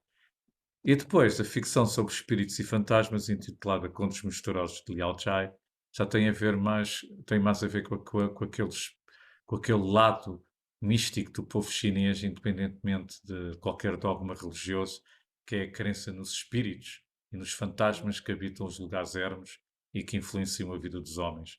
Como mais tarde o movimento espírita nascido em França acabou também por se basear um pouco, por mais estranho que vos pareça, nesta Allan Kardec. Exato. Portanto, como vocês veem, estas obras são realmente as obras mais importantes porque cada uma delas acaba por ser uma representação sólida e concisa daquilo que é a ficção em todo o mundo. Romance histórico, um romance ético e moral, outro que tem a ver com a cultura, com a religião, outro tem a ver com as intrigas e tudo aquilo que se relaciona com Eu penso, a história o do nome amor. é Liao Liao Chai. É que não consigo ver muito bem. Desculpe, Contos Margarida. Misteriosos de Eu Liao. vou aumentar. Contos Misteriosos de Liao Chai. Liao Chai. Liao Chai, ok? Liao Chai. Obrigada. Liao Nada. Chai. Pronto, isto vai dar pano para mangas, vamos precisar de uma aula inteira, espero que chegue. Tá bom? Vê se Mas encontro estes livros. eu não sei se algum de vocês quer comentar ou dizer alguma coisa destes tópicos que tivemos hoje a ver em conjunto, porque infelizmente o tempo é pouco e é tudo muito resumido, percebem? Isto são resumos. Não estamos a fazer assim uma Pois, análise profunda de nada em particular. Eu tento é passar a informação mais importante, a ver uma atividade introdutória, que depois permita que cada um de vocês escolha um pois, tema, exato. queiram Cada investigar. pessoa explora aquilo que acha Exato, mais interessante ou mais tenha mais interessante. empatia, não é? Exato. Com cada um, pois. Gostaria que depois vocês pudessem que vissem essa questão. Portanto, como eu estava a dizer, mais alguém quer. Hoje vieram poucos alunos à aula, deve ser por causa do Halloween. Pois Como é, o amanhã é Halloween. feriado. É, devem ter Verdade. ido jantar com os amigos. As Então, festas, é. vamos passar ao outro diapositivo, portanto, do Festival do Barco Dragão, está bem? Eu tenho isto noutra conta do Microsoft PowerPoint. Já está. Vou querer aqui algo. Não sei esta.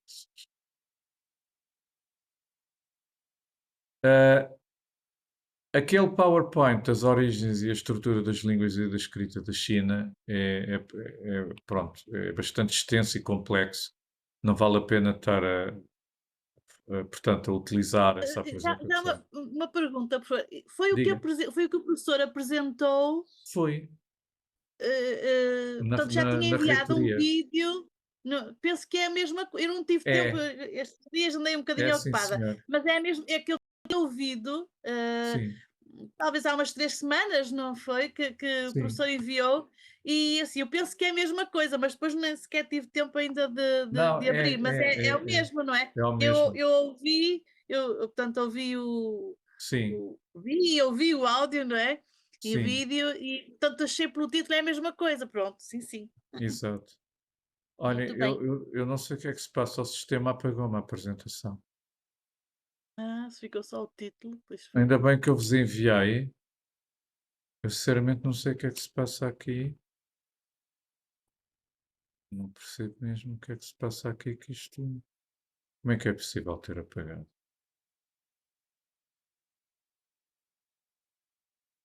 Não sei porque é que isto aconteceu. Porque o outro continua a estar cá. Não, não há problema, eu vou ao ficheiro ao qual eu vos enviei Pois, por e-mail. e, e, e podemos continuar a assistir.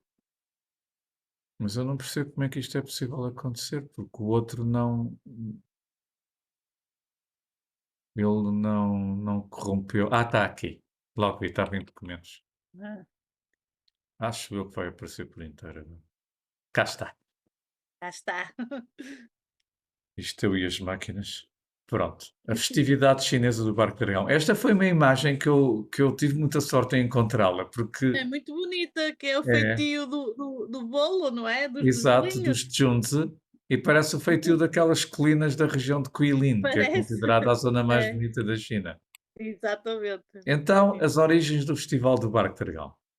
Vocês lembram-se, pronto, que acima de tudo, esta festividade existe e foi criada para celebrar o sacrifício do grande poeta, patriota e homem de Estado da China, Qi Yuan.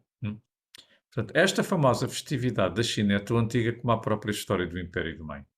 Esta festa colorida, cheia de energia e tradição, é uma parte essencial do festival Tuanwu, celebrado por volta do 5º dia do 5º mês do calendário lunar chinês.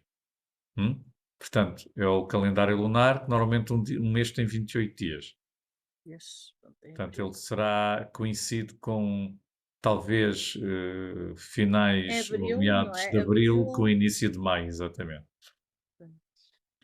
Portanto, a origem desta festividade está indelevelmente ligada ao grande poeta e homem de Estado chinês Qi Yuan, pois comemora o sacrifício deste herói da China que se suicidou no rio Miluo. Miluo localizado no norte da província do Hunan.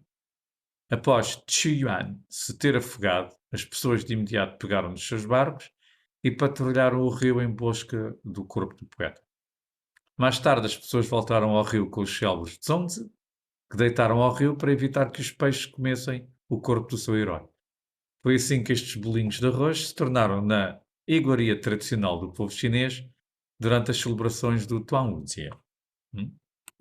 Cá está uma imagem de um barco dragão. O Festival do Barco Dragão é hoje em dia uma ocasião em que se realizam torneios de corridas de barcos dragão em todas as regiões do mundo onde se fala chinês. Nos Estados Unidos, Canadá, Vancouver, não é? Singapura, Malásia, Macau, Hong Kong, China continental. Eu ainda me lembro de assistir a estas corridas em Macau e havia equipas de todo o Macau, mundo. pois.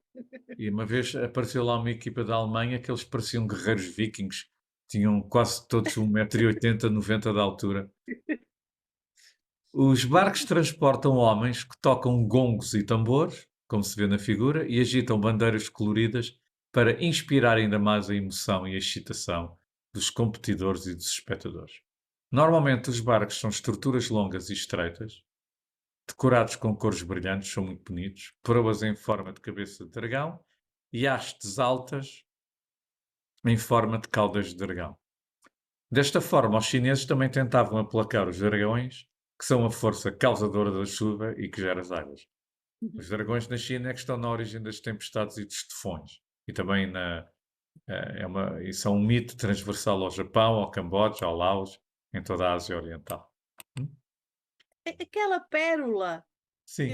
que aparece muitas vezes, eu por acaso não sei muito bem o significado daquilo. Porque normalmente ou aparecem os dois dragões e depois a pérola no meio. Eu não sei bem, ainda não sei bem o significado dessa pérola. A pérola, normalmente, se não me engano, ela é sempre negra. Mas sim. E está associada também. Primeiro que tudo, é muito antigo. Está associada à própria origem do dragão, é um dos contos mais antigos da China. Eu vou-vos ler na íntegra, está bem, que é mais rápido. Portanto, aparentemente, a origem desta lenda. Primeiro que tudo, o dragão, normalmente, ele segura sempre essa pérola com a pata posterior esquerda. Portanto, a história tem origem na China Central, numa província rural que era o Sichuan, e durante a governação de um imperador que era muito, muito corrupto e ganancioso, as pessoas desta província do Sichuan viviam com bastante dificuldade, com fome e sede, e raramente existiam sinais de vida, muito menos de vegetação. E dentro desta população em desespero vivia um rapaz, um camponês chamado Nielan, e a sua mãe. E todos os dias o rapaz aventurava-se para apanhar tanta erva como ele conseguisse para vender como forragem. E desta forma ele foi capaz de trazer para casa sempre uma tigela de arroz para ele e para a mãe. E à medida que os dias depois foram ficando mais quentes, a folhagem cada vez mais escassa, e a mãe do Nielang também adoeceu devido à malnutrição, ele pensou para ele próprio, deve haver alguma parte no nosso país ou na nossa terra onde eu nunca tenha ido, em busca de comida. E determinado em salvar a vida da mãe, ele partiu a pé e chegou a uma montanha e subiu ao topo da montanha à procura do seu pico e ficou desiludido com a vista que ele tinha da montanha, porque era um nada, não existia nada, era uma terra estéril. E enquanto ele estava a preparar-se para voltar para trás, ele sentiu um movimento no canto do seu olho. E então viu uma lebre saltável, gordinha, e ele foi atrás da lebre, preparou-se para apanhá-la. E enquanto se estava a agachar atrás de um pequeno monte de rochas, foi, como é que eu hei de dizer? Ele Surpreendido? Não. foi surpreendido, sim, por eu dizer, Vocês estão a ver a partilha, não estão? Não, não. Ele Está foi, negro o quadro. ele foi surpreendido por ele foi surpreendido por uma grande, um recanto que ele ainda não tinha visto de terra, com erva muito viçosa. E com lágrimas nos olhos, ele agradeceu ao coelho, porque ele esteve na origem, porque se ele não se tivesse agachado atrás das rochas para apanhar a lebre, nunca tinha visto esta parte da terra que ainda continha muita erva viçosa. E então ele, pronto, começou a apanhar a erva, muito agradecido ao coelho. E então, foi capaz então de sustentar a sua mãe com uma refeição fantástica, e então, no dia seguinte, ele voltou ao mesmo local em busca de mais vegetação. Voltou a seguir as suas próprias passadas até à montanha, até ao pico da montanha, e, para seu espanto, aquele pedaço de terra onde havia aquela erva toda que ele tinha apanhado no dia anterior, parecia que nunca tinha sido tocado por ninguém, ou seja, estava na mesma, viçoso e mantinha ainda uma grande quantidade de erva, como da primeira vez que ele tinha visto. E então, sem segundos pensamentos, ele voltou então a apanhar a erva e foi novamente capaz. Quando eu digo erva, é vegetação comestível, né? Ele foi capaz de outra vez fazer uma refeição para ele e para a mãe. E os dias passaram e isto tornou-se numa rotina para ele. E um dia, o Nialang pensou para ele próprio que ele tinha que fazer sempre uma viagem muito longa para chegar a esse local onde havia a vegetação. E então ele disse, se eu apanhasse toda a relva, se a apanhasse, se conseguisse recolher toda aquela vegetação pela raiz, ele podia voltar a plantá-la perto da sua casa. E assim já não teria que viajar tanto todos os dias. E então, enquanto ele estava a proceder a essa operação de escavar a terra e apanhar, portanto, toda a vegetação pela raiz, começou a ver algo muito grande, brilhante e redondo.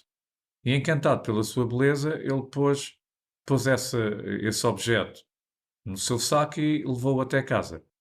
E após plantar a vegetação viçosa perto da casa dele, ele mostrou a pérola à mãe, porque era uma pérola.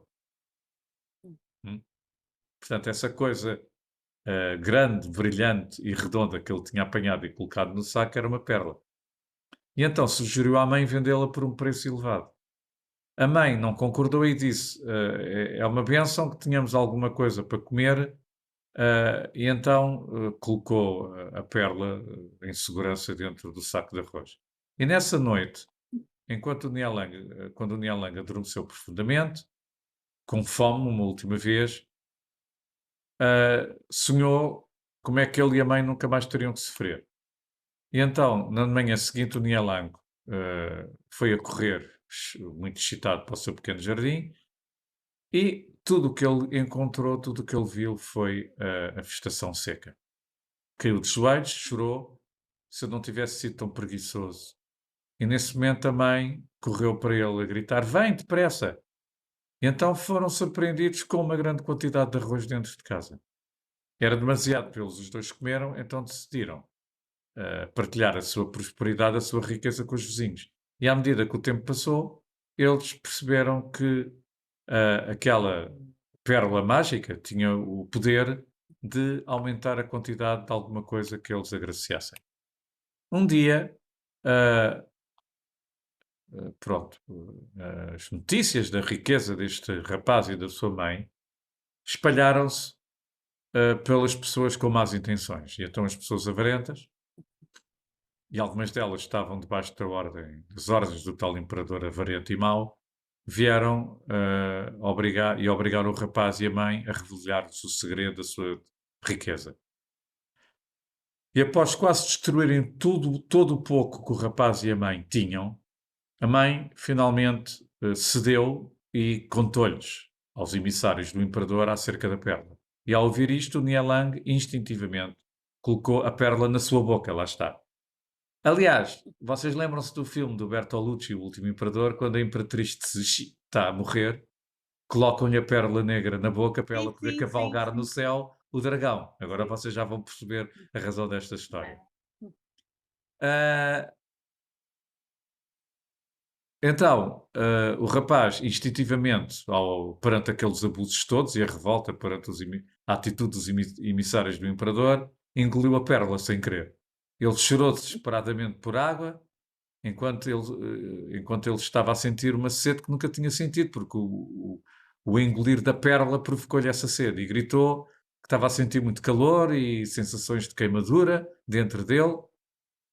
E então, nesse desespero, soltou-se dos homens maus, dos emissários do imperador, e correu até ao rio mais próximo, bebendo toda a água que lá estava, a pouca água que ainda restava nesse rio.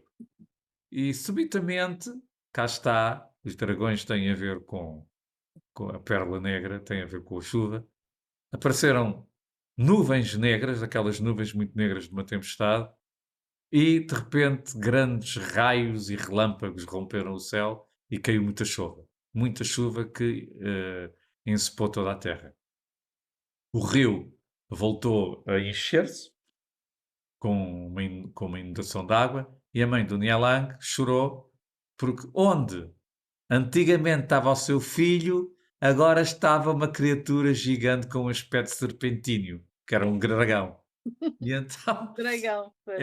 e então ele começou a ascender aos céus, e ela disse-lhe adeus e agradeceu-lhe por ser o protetor da sua terra. Portanto, é um mito muito bonito, porque tem a ver com criação e destruição e sacrifício de um individual pelo bem comum. Esta é uma das histórias da origem do dragão. Eu preferi ler-vos isto diretamente do resumo da história, porque é muito difícil estar a contar esta história assim de repente. Até Mas mais. pronto, Obrigada. Bom, nada, já fiquei a Margarida. conhecer a história. Eu não sabia, sempre via Era, a pérola, mas mas é nunca tinha negra. reparado que era negra, pois, Tem que uma ser pérola negra. negra. Quer dizer, na tradição mais antiga, clássica, é negra. Tanto que aquela pérola que se vê o eunuco a colocar na boca da imperatriz, mal ela morre, mal a imperatriz tinha acabado de falecer, ele mete-lhe a pérola na boca, porque era a ideia era quando os imperadores morriam e lhes colocavam a pérola na boca, era a simbologia deles virem engolir a pérola e transformarem-se num dragão e ascenderem aos céus. Porque os imperadores, Pois, acima de tudo, são filhos do céu e são dragões. vida do céu, pois. É. Muito Portanto, interessante. isto é um mito muito bonito. Não sei se o Futebol Clube do Porto tem interessado neste mito, não é? Mas, olha, eu agradeço que vocês sempre que tiverem, ah, portanto, alguma Eu ideia, agradeço alguma também, dúvida. mas corta um bocadinho Não corta aquilo que nada. tinha programado. A cultura chinesa e o budismo e tudo o que tem a ver com a Ásia Oriental não tem tempo nem espaço. É tudo intemporal. As coisas acontecem quando têm que acontecer. Eu sou uma pessoa que me dou muito mal com a divisão das coisas e dos assuntos e das ideias e dos relacionamentos em quartos, em horas, em tempos determinados e absolutos. As coisas não fluem dessa Os maneira. espartilhos, não é? É, os partidos. Os espartilhos. É. Portanto, o Chu Yuan, a lenda de Chu Yuan de Chuangshuo, ele foi um ministro de Estado, viveu entre 340 e 278 a.C., que é um período muito conturbado da história da China. É, por assim dizer, o período mais intenso dos reinos combatentes, que já está no prelúdio do emergir da dinastia, do reino de Qin como o Estado mais forte e poderoso da China, em 256, sendo também essa data em que oficialmente termina a dinastia Zhou, e em 221, então, o primeiro imperador da China, o rei Yanzhang, do reino de Qin, unifica a China. Portanto, foi um ministro do Estado de Chu, e autor putativo de importantes partes do Chuzi. Lembram-se a poesia, as odes de Chu. A coleção de poesia do reino de Chu, 770 a 227, um importante e enorme reino que acabou por ser assimilado pelos Qin, como todos os outros reinos da China, e que cobria a região das atuais províncias do Hubei e do Hunan. Aquilo que hoje sabemos de Qu Yuan é-nos revelado a partir da sua biografia no Shiji, as Crónicas da História Chinesa, compiladas pelo Heródoto chinês, Sima Qian. Nela é descrito que Qu Yuan era um proeminente ministro até perder a confiança do seu líder em resultado de uma calúnia de um seu rival. Embora não esteja aqui referido, na China, sempre que um governante é fraco, à semelhança do que também até aconteceu no nosso país, os seus ministros ou o seu primeiro-ministro acabam sempre por o influenciar de tal forma que chegam a virá-los contra os homens mais nobres e mais capazes dos seus reinos. Isso aconteceu em Portugal, num período muito crítico da nossa história, em relação a Dom José I, que era um rei muito fraco, que foi completamente influenciado e dominado pelo Marquês de Pombal, que conseguiu, através da calúnia, da intriga, destruir as duas famílias nobres mais poderosas do país na época, que eram os Távoras e os Avars. Vocês todos conhecem essa história, correto? Portanto, isso só para fazer uma comparação. Temos então aqui o reino de Chu Guo. A localização do reino de Chu no prelúdio da conquista dos reinos do norte e nordeste da China por parte do poderoso reino de Qin, Qinguo, que é este reino que estava aqui no ocidente. Eles, os Qin, eram uma etnia um pouco diferente dos outros, por assim dizer, dos Han, dos chineses, que habitavam nos 6 reinos mais poderosos, nos outros 6 reinos mais poderosos do norte da China na altura. Zhao, Wei, Han, Chu, Qi e Yan. Portanto, os Qin eram uma etnia que também tinha muito sangue turcomano, por assim dizer, e até tibetano. E a consequente unificação da China em 221 a.C. Qu Yuan, devido a esta calúnia, foi forçado a assistir sem poder intervir, enquanto oficiais de Estado incompetentes usavam o engano e a fraude para ganhar a confiança de governantes crédulos, e assim conduzir o reino de Chu à calamidade. O poema épico Li Sao é considerado como o amargo lamento de Qu Yuan sobre esta situação.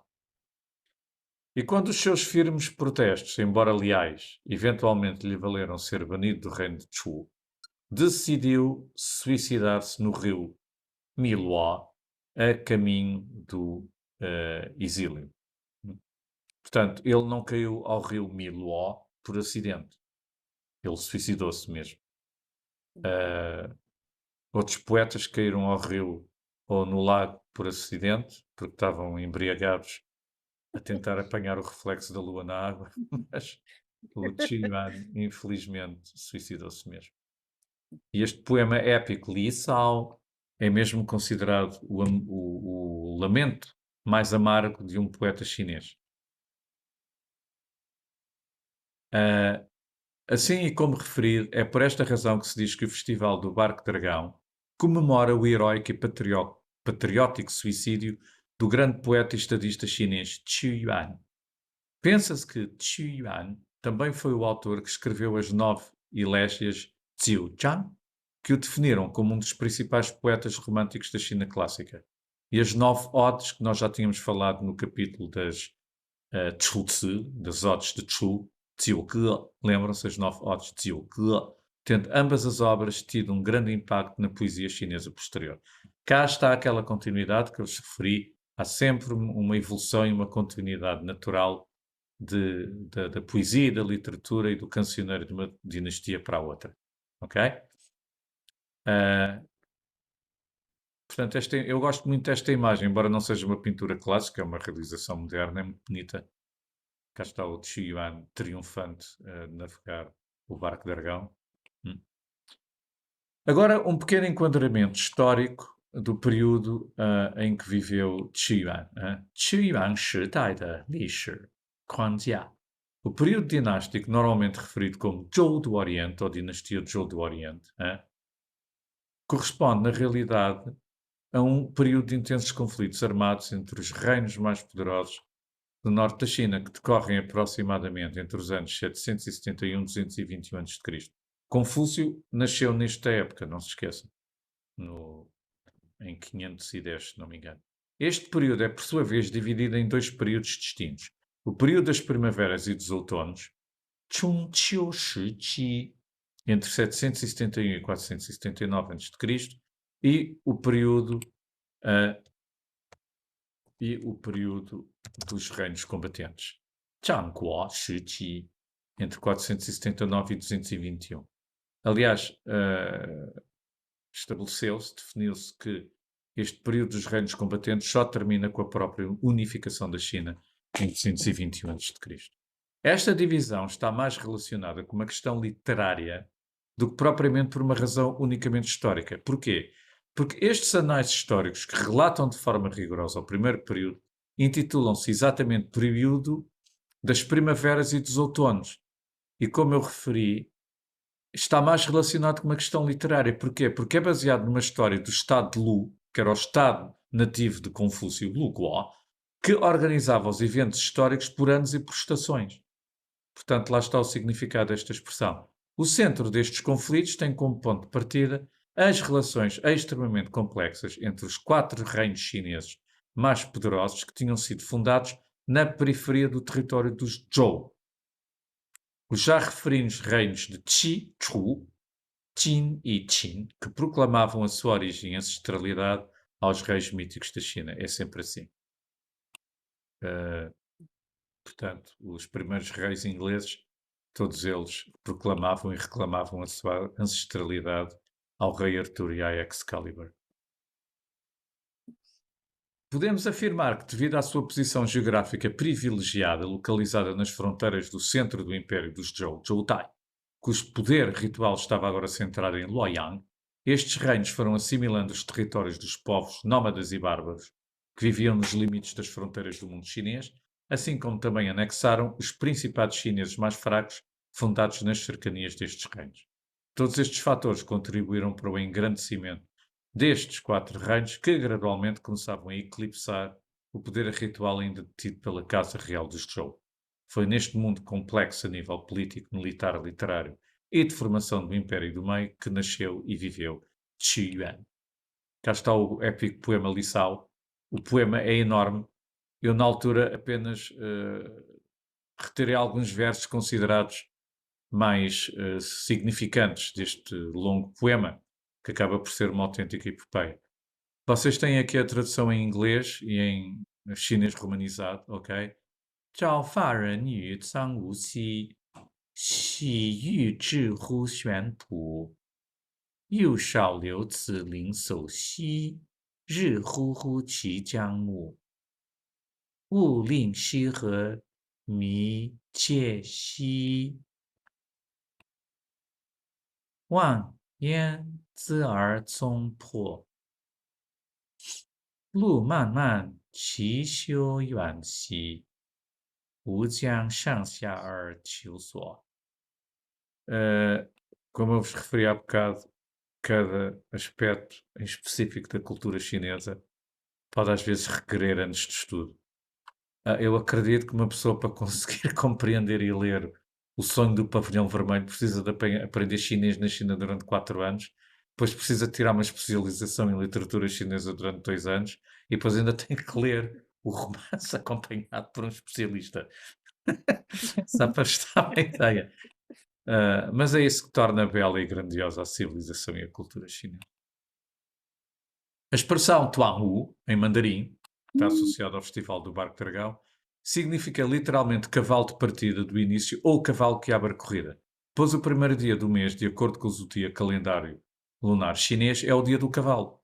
Mas na realidade a expressão Wu está associada ao cavalo, ou seja, à hora do cavalo que decorre entre as 11 da manhã e a 1 da tarde. Portanto, é a hora do cavalo ou o dia do cavalo. Eu sei isto porque eu sou do signo de cavalo, sou cavalo de fogo, 1966. Outra interpretação associa o som Wu à palavra 5 em chinês, Wu. Também se pronuncia Wu no terceiro tom. Wu. E é esta a razão do Festival do Barco Dragão ser celebrado no 5º dia do 5º mês lunar do calendário chinês. Agora, o que é fascinante e, de certa maneira, de certa forma, pouco auspicioso, é que, curiosamente, o 5º mês lunar é sempre considerado o mês azarento e tóxico. E, ainda por cima, o 5º dia deste 5º mês ainda é mais azarento e tóxico que os outros dias todos deste 5º mês. Foi por esta razão que neste dia, e isto vocês vão achar piada, as pessoas colocavam aio, artemísia e açoro, também conhecido por cálamo aromático, que é esta planta que está na imagem. Porquê? Porque acreditava-se que o mal e os poderes do maligno eram afastados por influência do cheiro destas plantas e especialmente a sua forma, porque se repararem as suas folhas, a estrutura das folhas do cálamo aromático assemelham-se a espadas, ok? É. A expressão tuan, por seu turno, está associada à ideia de fim, a extremidade, início, razão ou causa. Então, e como referido, tuan, o cavalo do início ou de partida, ou então, hipoteticamente, tuan, o 5º dia do 5º mês do calendário lunar. Depois temos aqui umas imagens muito engraçadas, chineses aqui todos contentes durante o Festival do Barco Dragão, então a pendurarem as folhas de cálamo aromático sobre a porta de uma casa chinesa, 在中国房子的门上，挂点宁补的传统。 Curiosamente, em Portugal é no 1º de maio que se colocam as giestas para afastar também o diabo. Exato, é verdade, tens razão. Olha, está a Também é ver? maio, só que é dia 1. Isto está tudo ligado, está Está tudo tudo ligado. interligado. Olha, agora o Zongzi, agora é que vocês vão achar piada. Zongzi, 端午节的传统美食， a iguaria tradicional do Festival do Barco Dragão. O Zongzi é a iguaria tradicional do Festival do Barco Dragão, também conhecida mundialmente como bolinhos de arroz glutinoso. Esta tradução é minha, eu gosto muito dela. Esta iguaria é uma parte integral e indispensável do Festival do Barco Dragão. Nesse dia, as pessoas, para além de participarem nas corridas dos barcos dragão, também se reúnem em grupos familiares ou de amigos para fazerem e comerem zongzi. Como hoje a nossa comunidade do Instituto Confúcio vai ter o privilégio de aprender a fazer zongzi. Portanto, isto foi no próprio dia, eu tive que colocar isto, não é? Tradicionalmente, o zongzi é feito envolvendo o arroz glutinoso, porque é peganhento, não é? Com recheio doce ou salgado, portanto, ou pedaços de carne de porco, em folhas de junco ou de bambu, pois Chi Yuan morreu num lago. Após embrulhar este petisco com as folhas, o zongzi deve formar uma pirâmide. As folhas dão um aroma e um sabor especial ao arroz glutinoso e aos diferentes recheios. Eu já estou a ficar com fome. As escolhas do recheio, é verdade, variam de acordo com a região da China. Nas regiões do norte da China, os chineses preferem comer zongzi doce e, para o efeito, utilizem recheio com pasta de feijão doce, é uma delícia. Como todos sabemos, a cultura tradicional chinesa está muito associada à numerologia e, por essa razão, os chineses fazem a analogia entre o som Wu, representado pelo caractere Wu, e o som Wu, que significa 5 e que é representado pelo caractere Wu, em relação ao 5º dia do 5º mês lunar, durante o qual se celebra o Festival do Barco Dragão. Assim, em Cantão, por exemplo, o recheio doce do zongzi é confeccionado com 5 tipos diferentes de feijão e também com jujuba e nozes. A jujuba é uma expressão muito usada em Macau, não sei se em Portugal também se usa. Nas regiões do sul da China, os chineses preferem rechear os seus saborosos zongzi com uma grande variedade de recheios salgados, incluindo ovos e carne. Podemos afirmar que o zongzi surgiu antes do período das primaveras e dos outonos, e é possível que na sua origem tenha tido uma função cerimonial em que eram adorados os ancestrais e os deuses, os antepassados. Se calhar é melhor pôr os antepassados, ancestrais não. Uma pessoa está sempre a corrigir.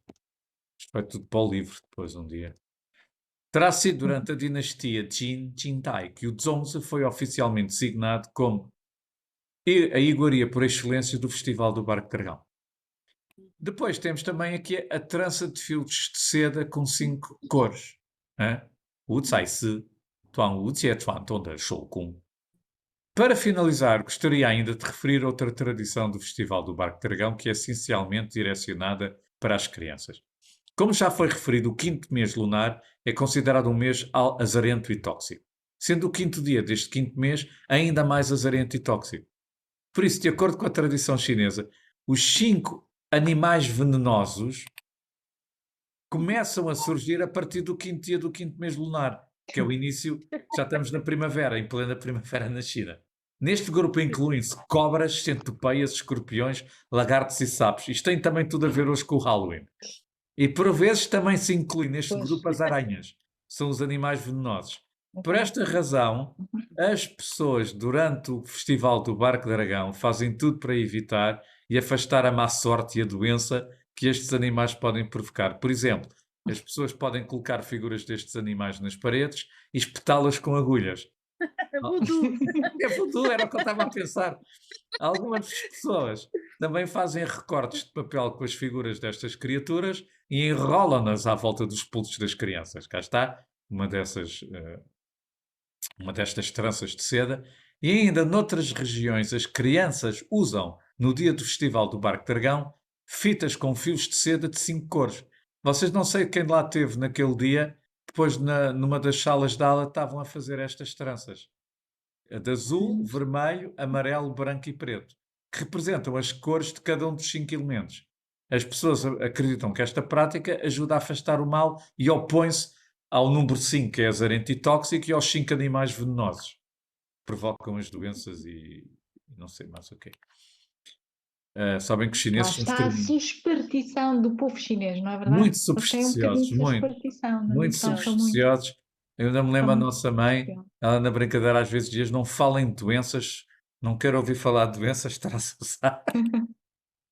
Cá está, as crianças chinesas giro. todas contentes com as suas trancinhas. Aqui temos um casal chinês todo contente, devem trabalhar no restaurante e estão a vender zongzi. Temos aqui uma senhora chinesa a mostrar a habilidade que um chinês com prática pode adquirir com os pauzinhos. Portanto, ela está a levantar uma grande quantidade de zongzi com os pauzinhos. E temos então aqui mais uma senhora chinesa a mostrar então estas tranças de seda com 5 cores, correto? Uma imagem dos barcos dragão, em plena competição. Aqui uma criança chinesa a aprender com a avó a fazer zongzi, se calhar foi esta fotografia deve ter sido tirada durante a pandemia. É, deve ser. É. E finalmente as 5 cores do Festival do Barco Dragão. Pronto. Muito Espero que bem. tenham gostado. Sim, Muito, sim, sim. Ah, muito obrigada. Bem, Não, eu já tinha isto tudo planeado porque, pronto, fazia mais sentido hoje fazermos aula desta maneira. E pronto, vamos ter que usar a próxima aula toda, em princípio, só para dar a ficção dos Ming e dos Qing. E a ver se finalmente terminamos este capítulo da literatura chinesa e avançamos para a ciência. Ok? Olhem, Ok, obrigado ok. por terem vindo à aula. Obrigado nós. E espero que os outros alunos, e a Daniela também, espero que para a próxima aula os outros alunos também venham. Porque, pronto, convém manter este curso de cultura vivo, está bem? Sim, com E certeza. vão divulgando junto aos vossos amigos. No Instituto Confúcio é que se está bem e é que se aprende bem cultura e língua chinesa. Ok? É verdade, é uma verdade. É. É mesmo, é assim. Olhem, Não, um grande não temos abraço. outra alternativa. É verdade. Olhem, bom estudo e mais uma vez obrigado pela vossa Obrigada. intervenção no Muito grupo. obrigada. Obrigada. Muito obrigada Até por para a tudo então e semana. até para a Obrigada. semana. Até para a Bom dia. semana. Até para a todos. semana. Até para a Bom semana, estudo. obrigada. Até para a Adeus, até para a semana, semana. todos. Bye bye. Até para a Beijinhos. semana. Adeus. Zaijian. Zaijian. Zaijian. Zaijian. Zaijian. Zaijian.